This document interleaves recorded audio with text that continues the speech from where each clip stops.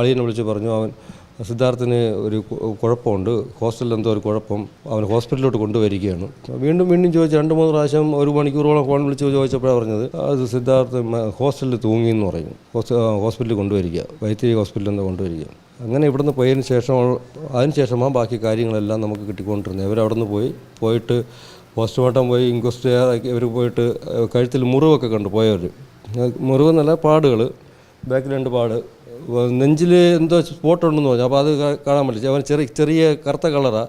അത് മാത്രമല്ല മൊത്തം രോമോ, ശരീരം മൊത്തം രോമോ, നമുക്ക് നോക്കുമ്പോൾ അറിയാൻ പറ്റില്ല. അപ്പോൾ ഇവർ ഈ ഡൗട്ട് അവൻ പറഞ്ഞു, അവിടുത്തെ SIയോട് വന്ന് പറഞ്ഞു. അപ്പോൾ പുള്ളി പറഞ്ഞതെന്ന് പറഞ്ഞാൽ, പുള്ളിയുടെ പേരെനിക്കറിയില്ല, മണിയെന്ന് വന്ന് പറ്റുക, വൈത്തിരി SI. ഇതൊക്കെ സ്വാഭാവികം, അതൊന്നും ഒരു കുഴപ്പമില്ല, നിങ്ങൾ പേടിക്കേണ്ട കാര്യമില്ല, നമ്മൾ സംശയിക്കേണ്ട കാര്യമില്ല. ഇതാണ് നോർമൽ ഡെത്താണ്, കുഴപ്പമൊന്നുമില്ല. Normal death means തൂങ്ങിയതാണ്.